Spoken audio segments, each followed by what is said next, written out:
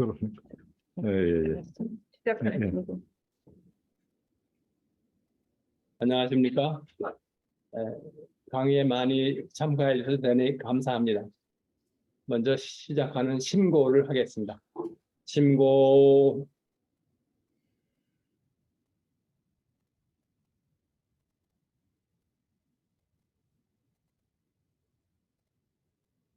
바로 오늘 우리가 평소에 모시고 싶었던 한겨레신문 조현 기자님을 모셨습니다. 조현 기자님은 여러분들이 익히 많이 잘 아시고 계시는 분이기 때문에 뭐 소개해도 필요 없으리라고 생각하지만 간혹 잘 모르시는 분들을 위해서 약간의 소개 말씀을 올리겠습니다. 사실 우리가 평소에 그 동학천도교를 공부하고 이렇게 신봉하면서 우리는 심지어 인접 형제 종교에 대해서도 잘 모르고, 또 대신사께서 참 달성하셨던 유불선 3교에 대해서도 잘 모르고, 또 대신사께서 정말 이것으로 할까요 정도 말씀하셨던 서학에 대해서도 우리는 별로 잘 모르고 있었습니다. 또 우리가 배우고 싶어도 배울 때도 사실 마땅치 않았어요. 그런데 오늘 모신 조현 기자님은 이 모든 것을 아주 섭렵하시고 통달하신 도인입니다. 우리 사회에서 이런 도인을 찾기는 참 힘들 거예요.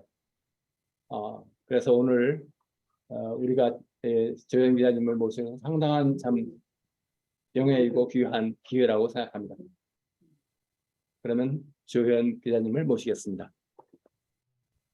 예, 반갑습니다. 조현입니다. 예.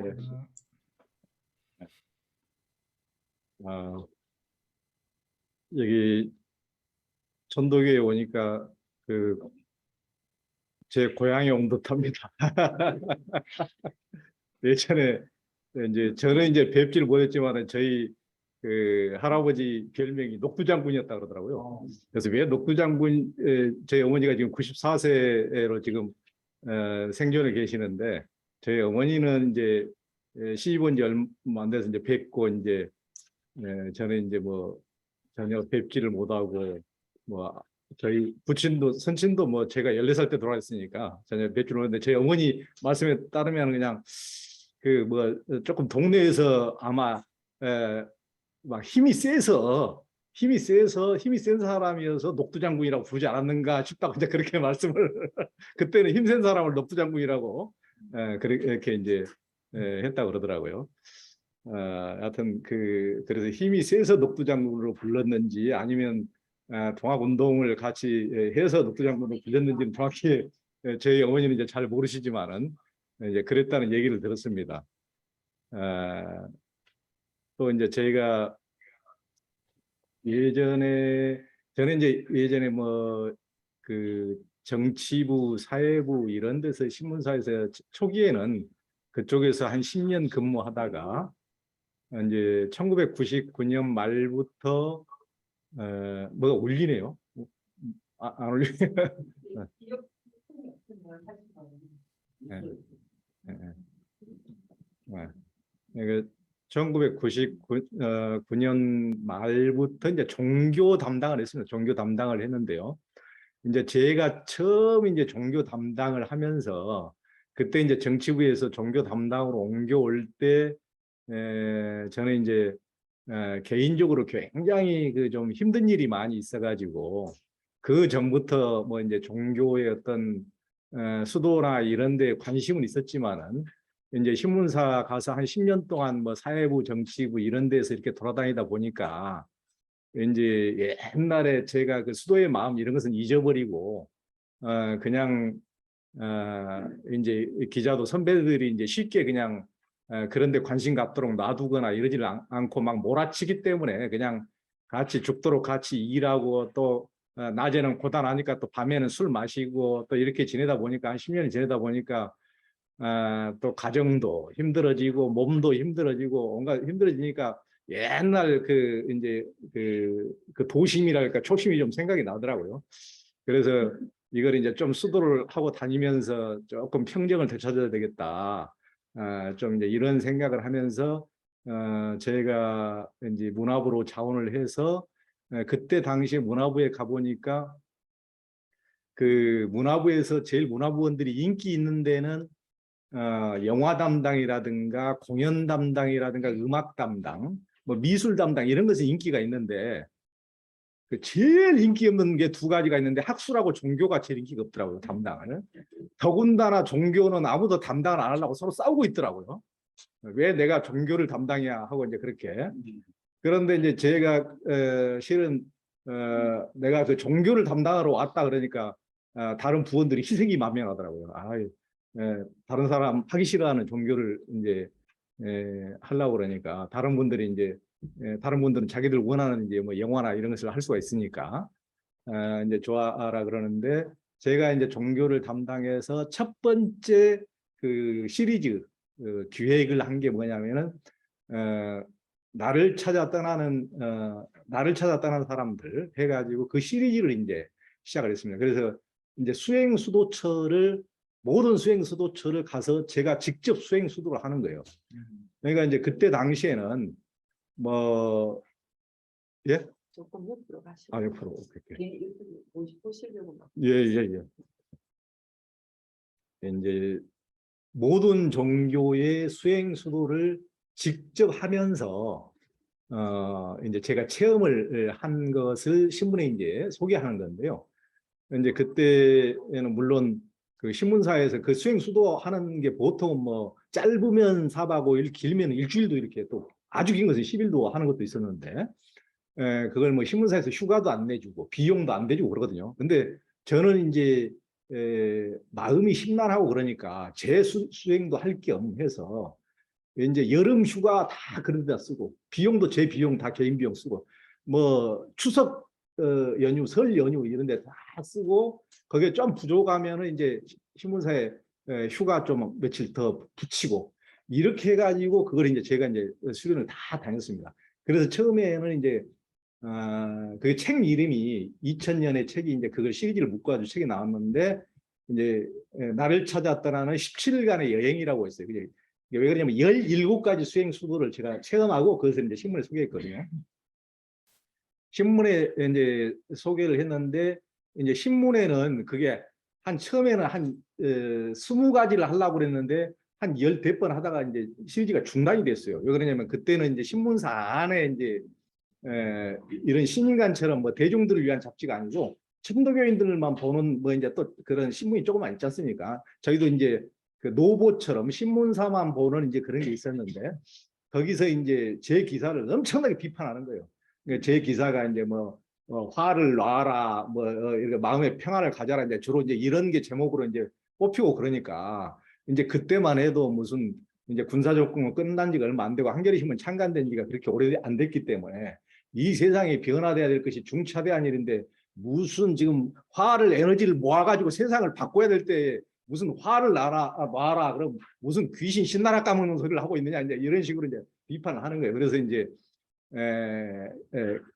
이제 계획한 대로 쭉 못하고 이제 중간에 이제 중단은 됐는데 나중에 그때까지만 해도 이제 독자들 여론조사를 하는 거예요. 독자들 이제 한겨레신문 수십만 독자들한테 당신이 한겨레신문을 구독한 이유가 뭐냐, 어떤 기자의 기사를 가장 감명 깊게 읽느냐 이렇게 조사를 해보니까 한겨레신문 같은 경우는 진보 매체고 국민들이 돈 내가지고 만든 신문사니까 굉장히 정치 사회부의 사람들이 독자들이 그쪽 기사를 다 선호하는데 그때 여론조사를 하니까 제 기사가 1등으로 나온 거예요. 기자들이 귀신 신나라 까먹는 소리 한다고 이제 막 비판했던 이것을 독자들이 이게 진보 독자들인데도 불구하고 아무리 진보적이고 세상을 바꾸기를 열망하는 사람조차도 내적으로 마음이 심란하기 때문에 그런 기사에 대한 갈급함이 있었던 거예요. 우리만 그걸 잘 몰랐을 뿐이지.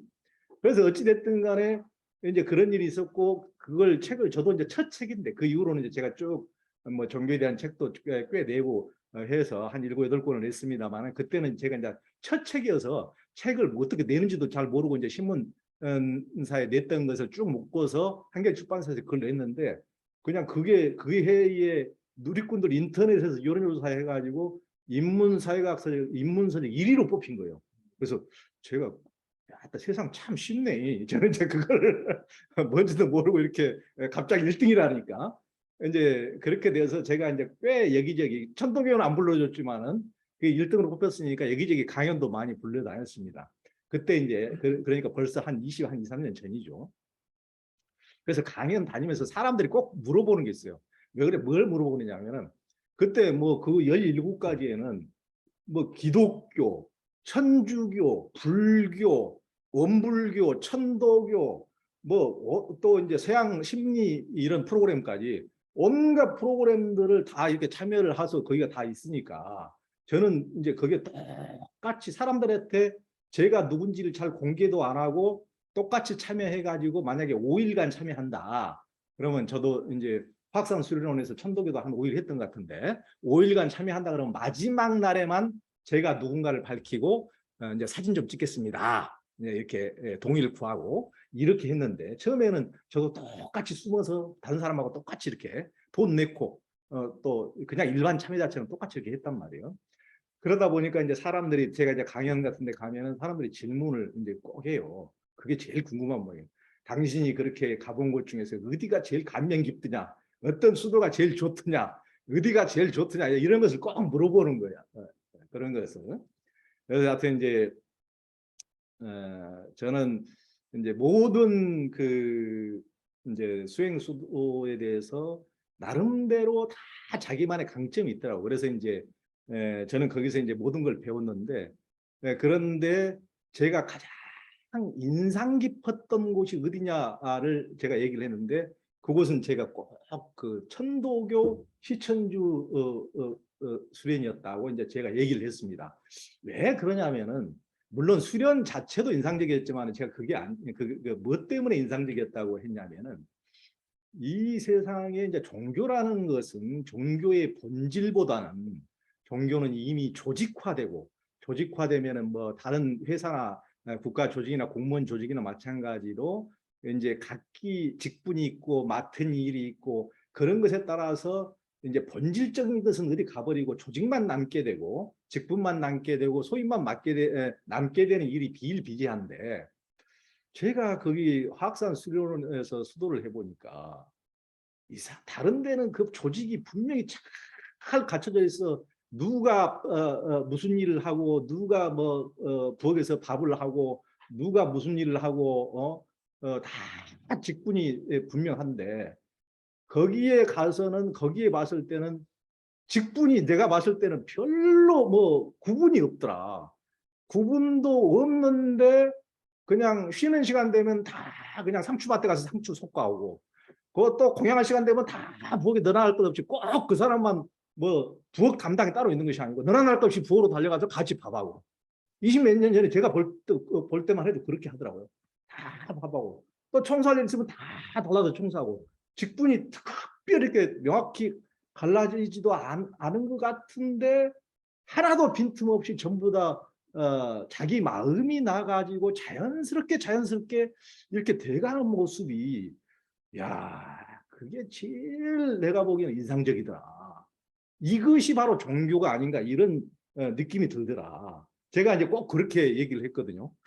그래서 하여튼 이제 그게 저도 이제 지금도 지금은 이제 천도교가 어떤 식으로 굴러가는지 모르겠지만은 그때 당시에 그 확산수련에서 며칠 동안 같이 수도하면서 본 모습은 그렇습니다. 다른 종교들은 엄청나게 이제 물론 그 일하는 사람들이 막 따로 있기도 하고 대부분이 직접 참여하는 사람들이 하지도 않는 경우도 많고 그런데 거기서는 이제 천도교에서는 모든 일을 이제 이런 그 수련하면서 하시는 분들이 밥도 하고 그것도 하고 이제 다 이제 같이 했는데 그러면서도 한치도 빈틈없이 그것이 자발성에 의해서 이렇게 되어가는 것을 보고 야 종교라는 건 참 이런 것이다 이제 이런 느낌을 받았다고 그렇게 했던 기억이 납니다.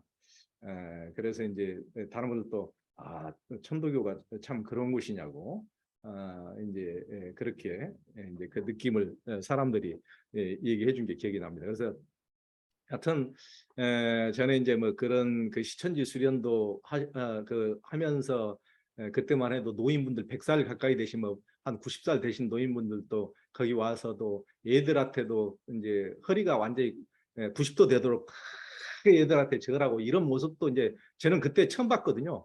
그래서 야, 어떻게 이런 종교가 있을까 싶을 정도로 굉장히 이제 깊은 이제 감명을 받고 그 뒤부터 이제 천도교에서 더 공부도 하고 기회가 닿으면은 여기저기 이제 천도교 그 어디 이제 유적지라든가 사적지 이런 데 이제 갈 기회가 있으면은 이왕이면 이제 따라가서 볼라 그러고 이제 같이 가보고 그때 거기서 본 감명 깊은 모습 때문에 이제 그 천도교 이제 교전을 이제 가져와 가지고 동경대전 용담유사 무채법경 이런 걸 거의 밤을 새워 가지고 읽었던 기억이 있습니다. 그 중에서 특히 이제 뭐 어렸을 때 이제 국사 시간에 뭐 그 동경대전 용담유사는 들어봤는데 이제 무채법경까지는 못 들어봤는데 그걸 읽어보면서 제 마음에는 제일 와닿더라고요. 무채법경이. 그래서 야 이건 이제 저는 이제 불교 경전은 꽤 읽어봤기 때문에 하여튼 굉장히 불교 경전 이상으로 이렇게 심오함을 담고 있는데 깜짝 놀랐거든요. 그래서 더군다나 이제 이게 이제 불교적 깨달음뿐만 아니고 우리 민족의 전통의 어떤 깨달음과 다 있기 때문에 어떤 남다른 어떤 감이 있지 않았을까 이제 이런 생각이 듭니다. 그래서 그때 이제 그때 그 확산 수련회에서 할 때는 그때 이제 월산 김승복 도정님이나 그 이문길 나중에 이제 여기 이제 최고 지도자 하셨던 이제 그런 분들 이제 같이 이제 그때 이제 수도를 했는데요. 그 이제 월산 선생님은 이제 그 이후로도 이제 종종 찾아뵙고 이제 월산 선생님이 그 돌아가시기 불과 한 며칠 전에 한 2, 3일 전에도 제가 뵀던 것 같아요. 제가 이제 한 2002년, 3년에 신문사를 1년 쉬고 인도를 1년 동안 순례하고 돌아왔는데 이제 막 돌아오자마자 이제 전화기를 평소에 이제 끊어놓고 있었는데 이제 신문사에 아직 출근 안 하니까 이제 울 선생님한테 전화가 왔더라고요. 그래서 한번 보고 싶다고 그래서 여기 저기 건국 저기 주차장인가 있잖아요. 거기 옆에 건국다방, 건국다방으로 나오라 그래서 이제 뵀는데 그래서 뭐 제가 이제 인터뷰를 이렇게 쓰려고 그랬더니 그거 이제 그 하지 말고 그냥 얼굴이나 한번 보려고 왔다고 그러면서 이제 그때 당시에도 예전에도 이제 말씀을 해주신 게 있는데 그 계룡산 갑사에 가면은 이제 사람이 하늘 되는 도리를 누가 알 것인가 하는 이런 그 글귀가 있다고 이제 그걸 이제 다시 이제 말씀해 주시면서 이게 이제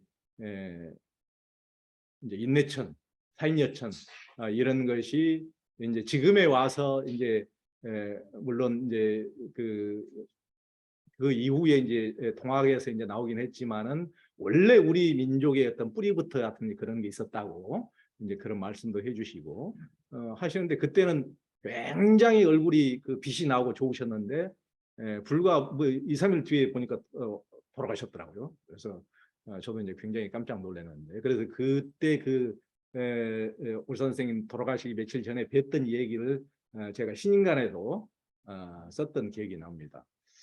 그래서 하여튼 그 천도교에 대해서 늘 이제 애정을 갖고 그러면서 하여튼 우리 민족 종교들이 천도교나 뭐 대종교라든가 이제 독립운동을 위해서 또 우리 민족을 위해서 일했던 종교들이 이제 일제 이후에 이제 사람들로부터 많이 외면을 받고 이제 실은 국가 권력으로부터 외면을 받으면서 굉장히 그 소외되고 이런 걸 보면 늘 안타깝고 그래서 이제 늘 천도교를 이렇게 기사를 이왕이면 이렇게 쓰려고 이제 늘 노력하고 아마 일간지 기자들 중에서는 제가 천도교 기사를 제일 많이 쓴 것 같아요.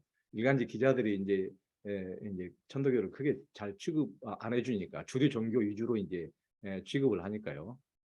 그러면서 이제 한편으로는 기대를 갖고 한편으로는 또 안타까움을 갖고 늘 이제 천도교를 바라봤는데 그래도 이제 이 종합대학원을 통해서 이렇게 여러분들이 이렇게 공부하고 이런 식으로 천도교를 이렇게 이어가고 계시니까 참 일제시대 때 독립운동가들을 보는 것 같습니다.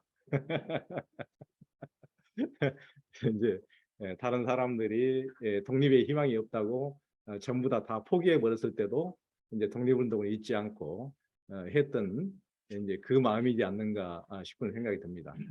그래서 하여튼 제가 이제 천도교의 인연을 얘기하다 보니까 서설이 많이 길어졌는데요. 또 제가 준비한 게 있으니까 그걸 이제 말씀드리도록 하겠습니다.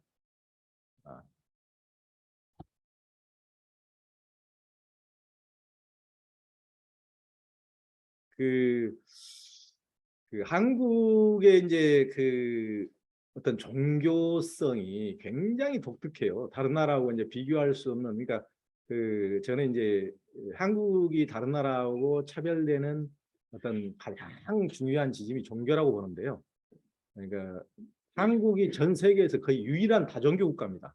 그러니까 예전에 이제 제가 우리들은 다종교 국가 하면 인도를 사람들이 많이 드는 것을 봤는데 제가 2002년 3년에 1년 동안 인도를 이렇게 돌아다녀 보니까 인도는 실은 힌두교 국가지 다종교 국가라고 이렇게 우리나라 같은 다종교 국가는 아니더라고요. 그러니까 인도는 뭐 전 인구의 한 80%가 힌두교이기 때문에 힌두교 국가고 이제 2차 대전 이후에 인도는 힌두교 국가가 되고 파키스탄은 무슬림이 되고 이렇게 분단이 됐는데 파키스탄이라는 나라는 워낙 적고 인도라는 나라는 워낙 크다 보니까 그 좁은 나라에 많은 무슬림들이 다 못 들어가서 남는 숫자만 해도 한 1억이 넘어버려요. 뭐 이제 인도가 워낙 인구가 지금 뭐 13, 4억이 되는 정도니까 그러니까 구성 비로는 한 12%밖에 안 되지만은 숫자는 이제 워낙 많은 인구가 있으니까 이제 10억이 넘는데 그런데도 불구하고 인도는 힌두교 국가라고 볼 수가 있는데 한국은 그에 비해서 무슨 이제 불교나 뭐 개신교, 천주교, 뭐 천도교나 이런데 또 민족 종교 계열들 이런 종교들이 이렇게 분명히 전부 다 나름대로 이제 정체성을 가지고 이렇게 있기 때문에 한국이야말로 전 세계에서 유일한 이제 다종교 국가다 이렇게 볼 수가 있습니다. 이제 밑에서 보다시피 뭐 우리가 뭐 북한에 가고 이렇게 서로 만나고 할 때도 우리는 항상 종교인들을 앞세우고 이렇게 종교인들끼리 이렇게 만나고 그러죠. 그러니까 워낙 또 종교성이 강하기도 하고요. 그게 이제 한국의 특색이 아닌가 싶습니다. 그런데 이제 우리가 드러난 것만 또 가지고 얘기할 수 없는 게 이제 또 우리는 뭐 유교는 조선 500년 동안 지탱하다가 이제 사실상 거의 조직으로서의 유교는 거의 이제 명맥을 잘 찾아보기가 어려운데요. 그런데도 불구하고 우리의 지폐를 보면은 뭐 전부 다 유교밖에 없어요. 유교밖에. 뭐 1,000원짜리 태계이왕, 5,000원짜리 뭐 이순신, 뭐 이율곡, 뭐 세종대왕, 뭐 신사임당, 미세스리까지 해가지고 전부 다 이씨에다가 이씨 조선왕조는 이씨 왕조니까 전부 다 이씨에다가 전부 다 유교죠.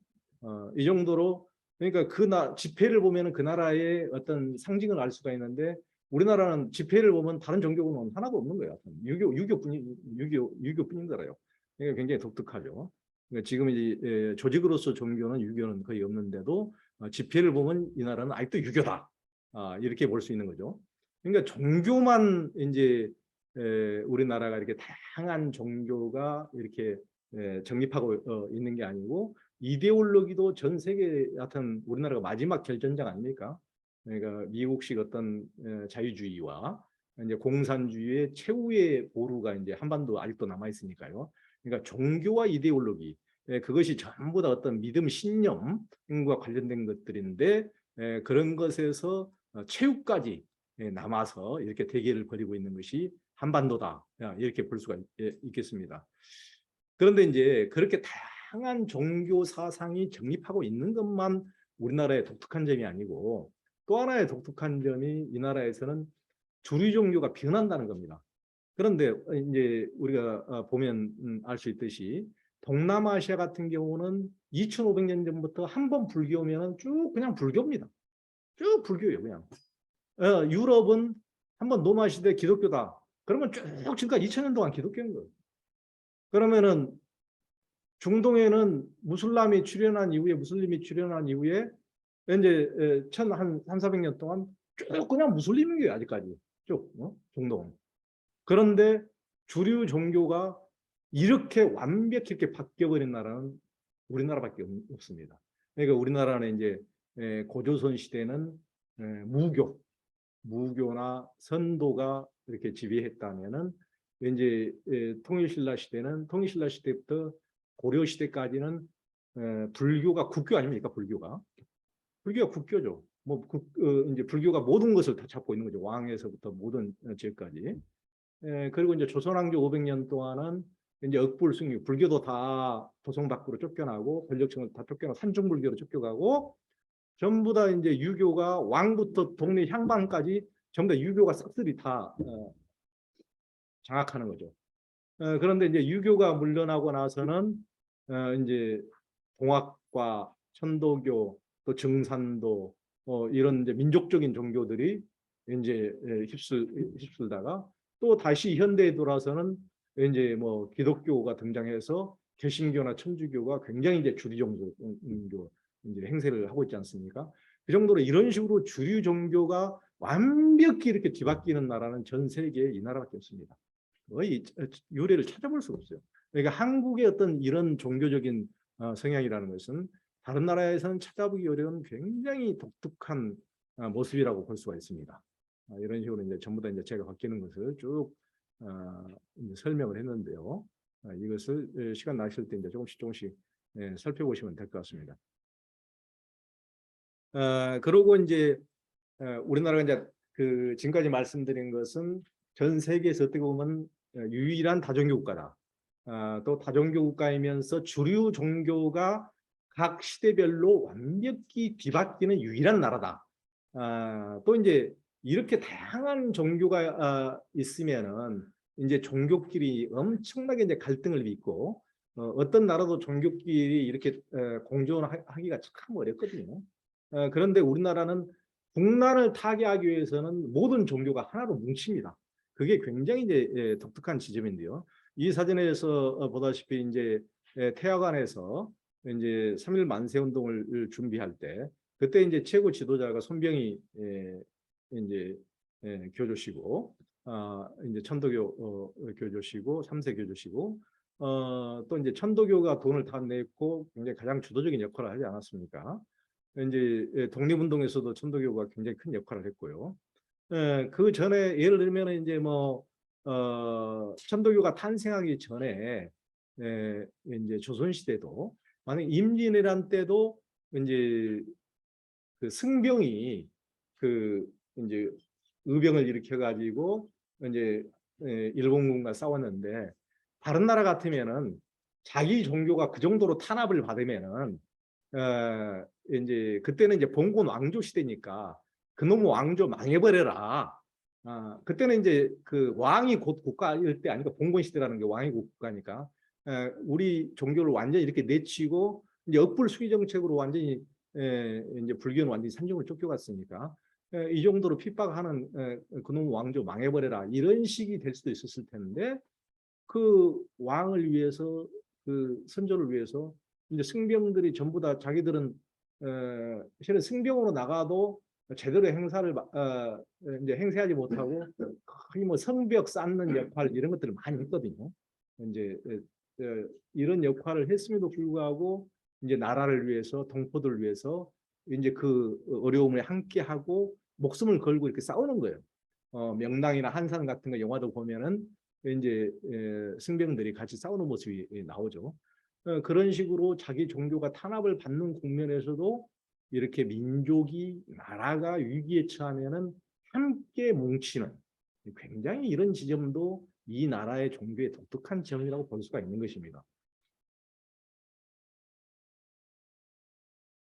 그 이제 또 하나를 꼽자면은 이제 한국 종교는 이제 근본주의적이면서 열정적이다. 왜냐면은 다른 분들이 보통 생각하기에 이렇게 여러 가지 종교가 이렇게 존립을 하면은 그리고 다 종교가 주류 종교가 이렇게 확확 바뀐다는 것은 깊이가 없어서 그런 거 아니냐. 그냥 대충 하다가 이 종교 받아들이다 저 종교 받아들이다 그러는 거 아니냐. 이렇게 이제 생각할 수가 있거든요. 그런데 그렇지가 않아요. 이제 유교도 보세요.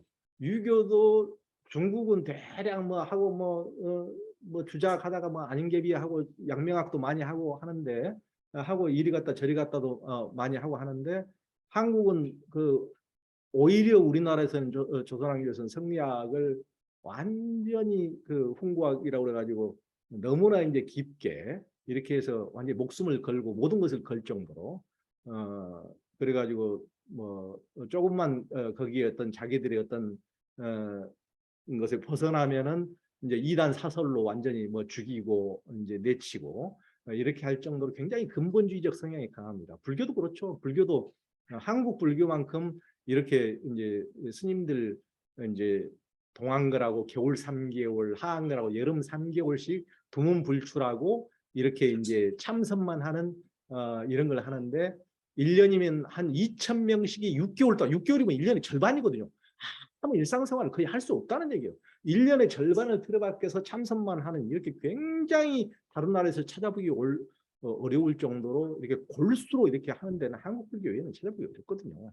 물론 다른 나라도 이제 수행만 하는 수행승들이 물론 있긴 하지만은 한국 불교처럼 이렇게 많은 수가 선방에 들어가서 안것 때마다 이렇게 하는 굉장히 그 근본주의적이죠. 그리고 뭐 개신교의 근본주의성이라는 것은 이루 말할 수가 없고요. 뭐 서양의 이런 자유주의 신학 이런 것은 비교가 안 되죠. 전 세계에서 가장 보수적이고 근본주의적이죠. 털끝만한 타입이 없죠. 베타적이고 베타성에서 뭐 타의 추종을 불허할 정도로 굉장히 근본주의성이 강하고 뭐 천주교도 이제 우리가 기독교만 보다 개신교만 보다가 저기는 천주교는 좀 더 이제 너그러운 같이 보이지만은 다른 천주교를 봤을 때는 한국 천주교가 굉장히 근본주의적이고 열정적입니다. 그러니까 유럽 같은 데서 보면은 우리가 뭐 그 유명한 성당, 뭐 관광지화 많이 돼 있지만은 성당 같은 거 가면 일요일날 가면은 신자들이 몇 명 안 되거든요. 그런 그 수천 명, 수만 명이 들어올 만한 그 성당에 기껏해야 한 막 100명, 200명 정도가 미사를 합니다. 그러면 그 사람들이 교황청에서 파견돼 가지고 한국 천주교에 와 보면 성당에 와 보면 놀래버리거든요. 사람들이 막 열정적으로 막 골목마다 막 골목 성당에 수천 명이 모여가지고 이렇게 막 미사하고 또 열정을 불태우면서 막 순교지 막 순례하고 뭐 하는 거 보면은 아니 교황청에서 오히려 놀래버리거든요. 한국 사람들이 왜 그렇게 이렇게 열정적이고 이렇게 하는지. 그러니까 이렇게 다양한 종교를 하고 주류 종교가 확확 바뀌면은 대충 하다가 또 다른 것을 받아들이겠지 이렇게 생각하지만은 뭐 다른 것을 많이 새로운 것을 받아들이는 그런 열린 자세는 분명히 한국인의 종교적인 심성 중에 있는 것이긴 하지만 그런다고 수박 겉핥기식으로 하는 게 아니다. 계속 하나를 깊게 파고 근본주의성이 강하다. 이런 특성이 분명히 우리에게는 있습니다. 이제 이게 이제 쭉 제가 이제 설명을 했는데요. 타의 추종을 불허하는 이제 개신교의 신앙 열기, 그리고 뭐 개신교가 인구는 그 뭐 미국이 3억 2천만이고 한국이 5천만밖에 안 되는데 선교사 전 세계 선교사 파송으로 보면은 거의 미국의 절반이에요. 그러니까 인구 대비로 보면은 압도적으로 한국 개신교가 1위입니다. 이런 정도로 엄청나게 이렇게 열정적이고 근본주의성이 강하죠. 그러니까 엄청납니다. 그리고 이제 불교에서도 이런 수행 열정이나 이런 것도 엄청나게 이제 다른 종교하고 다른 나라의 불교하고 비교했을 때도 비교가 되죠. 또 가톨릭도 한국의 가톨릭이 가장 신심이 깊다고 볼 수가 있고, 가톨릭의 이제 순교 정신 한 나라에서 이렇게 많이 순교한 것도 이제 전 세계 가톨릭 국가가 많이 있지만은 이렇게 한국만한 나라가 없습니다. 그 정도로 이제 그러죠. 그리고 이제 우리나라에서 이 천도교가 이제 한국 근대의 변혁을 일으키고 이렇게 하는데 이제 가장 동학 혁명 이전부터 가장 큰 역할을 했고 한국 근대사의 근대화에서 이제 첫 번째 영향을 미친 종교를 꼽으라면은 이제 천도교라고 할 정도로 이제 우리의 오늘날까지 이제 광주 5.18 또 촛불까지 이어지고 있지만은 그 뿌리로 가면은 당연히 이제 1897년 동학농민혁명과 그 이후에 3.1운동이 있기 때문에 이제 그것은 둘 다 주축이 이제 천도교 아닙니까? 그 정도로 이제 이렇게 이제 지금 주류 종교라는 종교뿐만 아니고 이제 민족 종교들도 특히 천도교를 대표해서 또 독립운동 때는 또 이제 대종교가 엄청나게 또 역할을 했죠. 그런 종교들도 이제 이 나라에서는 정말 좌시할 수 없는 쉽게 간과할 수 없는 큰 족적을 남긴 주류 종교로 이제 볼 수가 있는 거죠. 그리고 이제 현대에서 이제 두드러진 변화는 이제 한국에서는 이제 기독교의 등극이죠. 이제 동양권에서 어떻게 한국 개신교가 동양에서는 거의 유일하게 한국에서만 이렇게 선교가 됐거든요.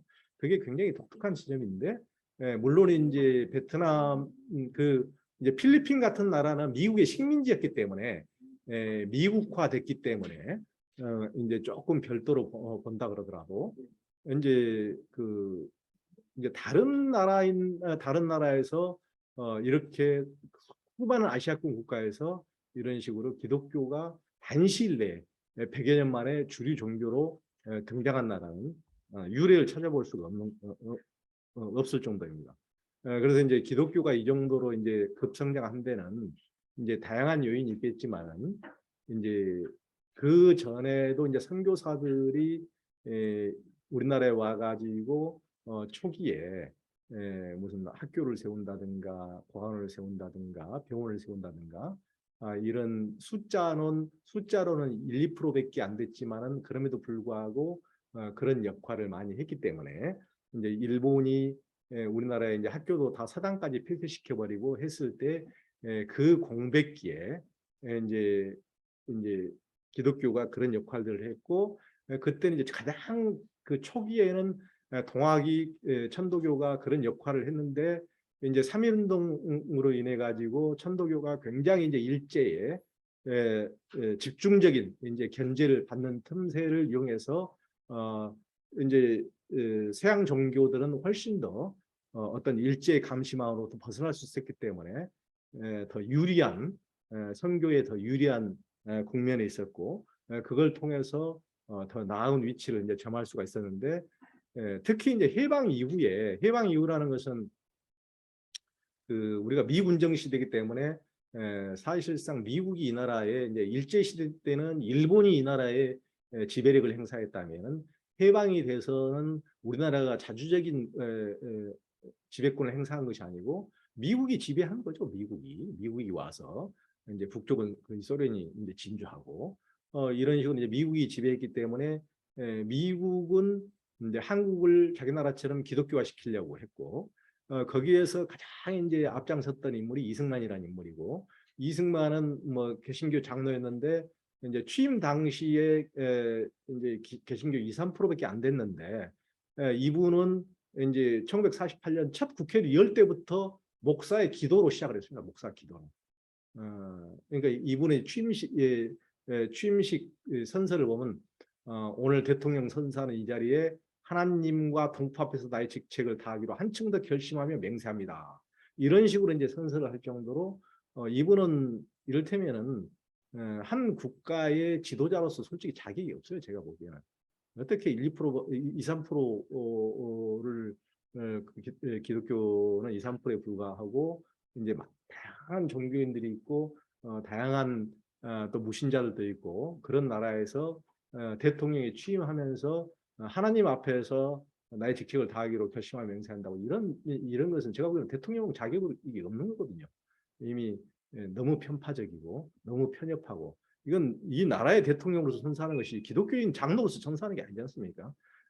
이제 그런 점에서 이분은 처음부터 이제 이 나라를 기독교 국가로 만들 생각으로 이 나라를 위한 대통령이 아니고 기독교 선교를 위한 그런 선교사 역할을 하겠다고 어떻게 보면 다짐한 사람이라고 볼 수가 있을 정도죠.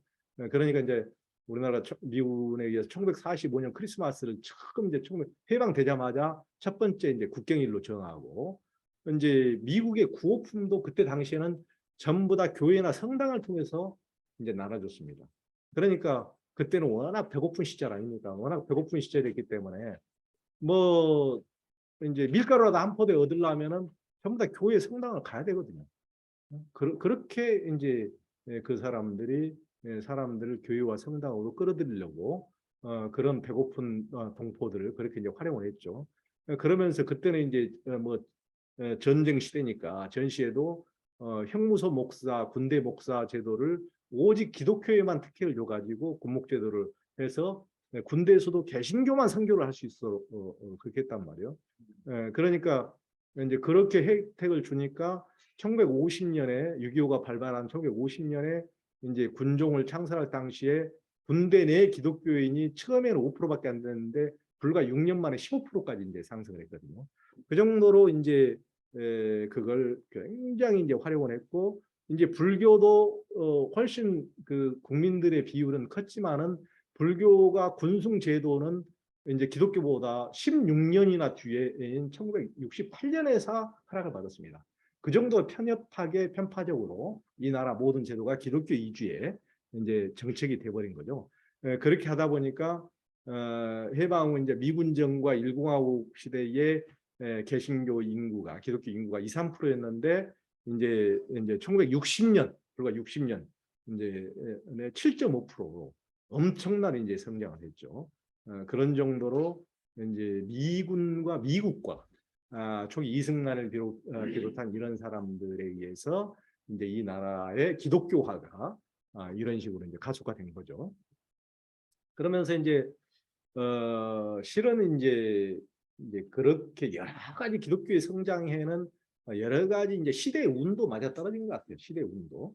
왜 그러냐면은 이제 서세 동점 시대, 지금은 이제 조금 이제 동양이 많이 이제 일어나고 있어서 동양이 일어나려고 그러니까 미국이 이제 중국을 엄청나게 견제를 하고, 그래서 이제 지금 다시 주춤하는 또 시대가 오긴 했지만은 지금 이제 동양이 새롭게 이제 일어나는데, 근데 아편 전쟁 이후에 한 100여 년 동안은 완전히 서세 동점의 시대 아닙니까? 서양이 모든 이제 산업혁명 이후에 이제 서양이 동양을 다 힘으로써 장악하고 무기로서 완전히 짓누르고 이제 이런 시대니까, 이제 경제적으로도 서양이 압도적인 우위를 점한 시대니까 우리도 뭐든지 잘 살려고 보면은 서양을 봐야 되고 미국을 봐야 되고 그들을 따라가야 되고 하는데, 미국의 종교가 기독교의 종교니까 이제 사람들에게도 심리적 우위를 정하는 거죠.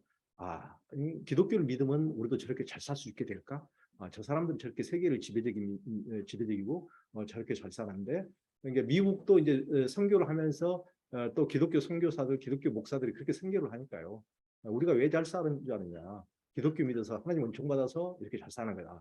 이런 식으로 이제 선전술을 하니까 이제 사람들은 잘 살고 싶은 물질적인 욕망이 자본주의 시대가 우리가 자본주의 시대에 도래해서 그것에 대한 열망이 가장 강한데, 그런 식으로 이제 선교 전략과 딱 맞아떨어져서 딱 모든 조건이 이제 유리하게 돌아가는 거죠. 그런 식으로. 그러면서 실은 우리가 이제 미국을 롤모델로 삼아서 미국 따라가기를 해야 되니까, 무슨 뭐 박정희나 이런 분들도 예전에 뭐 천도교도 이렇게 생각하고 이 건물도 뭐 박정희 시대 때 뭐 지어주기도 하고 하긴 했지만은 그거야 이제 전체 크게 보면은 그냥 일부 정말 조그만한 그 사탕 몇 개 준 택이고, 거의 미국 위주의 산업화 과정에서는 여전히 모든 대통령과 모든 지도자들이 기독교 특혜를 많이 줬죠. 기독교 위주의 정책을 했다고 볼 수가 있습니다. 뭐 다른 정권들도 계속 그런 식으로 이어져 내려왔기 때문에, 박정희 대통령이 집권한 1961년 처음 집권했을 때도 개신교 신자가 60만 밖에 안 됐는데, 박정희 대통령이 이제 별세한 1979년에는 기독교 신자가 얼마나 늘어나, 10배도 더 늘어나고 거의 20배까지가 늘어나서 598만 명이 됐습니다. 엄청난 뭐 이루 말할 수 없는 그런 정도로 매년 교회가 800개씩 있어요. 하루에 박정희 대통령 시절에마다 하루에 교회가 2.2개가 생겼어요. 하루에 두세 개씩의 교회가 생겼어요. 이 정도로. 그러니까 엄청난 게 이제 경제 성장기에 제일 성장한 게 기독교였다고 볼 수가 있습니다. 이제 그 과정에서 이제 천도교나 민족 종교들은 이제 완전히 소외가 된 것이죠. 이제 천도교는 이제 3.1운동 이후에 이제 또 이제 의암 선생님 같은 성사 같으신 분이 좀 오래 살아가지고 지도력을 발휘했으면 더 천도교에 힘이 지속됐을지 모르는데 의암 성사께서도 3.1운동 이후에 이제 순교하시고 또 뭐 이제 3.1운동 이후에 또 감신이 심해지고 그리고 이제 그러다 보니까 또 6.25 이런 때 굉장히 또 이제 남북 분단이나 이런 과정에서 천도교가 훨씬 더 이제 또 힘이 완전히 양분되고 이제 엄청나게 이제 그런 손실을 가져온 거죠.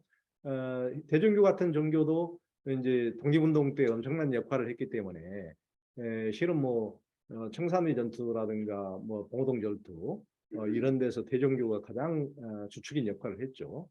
이제 그래서 이제 해방됐을 때까지만 해도 이승만 대통령이 모든 내각을 개신교 뭐 1, 2%밖에 안 되는 개신교로 다 할 수는 없으니까 뭐 개신교를 어느 정도 하긴 하되 뭐 안호상 박사 같은 분 대종교인들을 또 뭐 누굽니까 뭐 봉오동 전투에 했던 뭐 이런 참여했던 이런 분들 국무총리 이런 분들을 이제 대종교인들로 이제 두기도 했지만은 그분들은 실은 뭐 얼굴마담으로 활용만 했을 뿐이지 곧 이제